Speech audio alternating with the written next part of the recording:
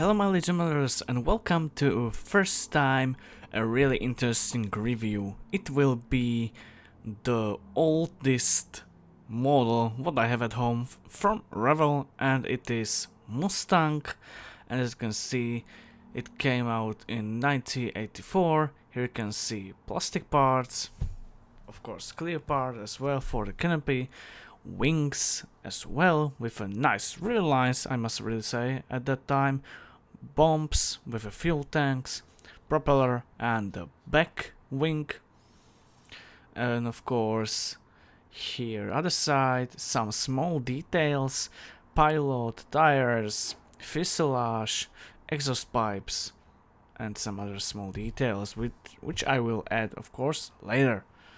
And after that you can see the inside part with the small details, which is real nice at that time. Instruction manual, really straightforward, just completing cockpit, adding to the fuselage, complete with a propeller, adding wings, tires, and that's it. I hope you like it, and we will see in the building video.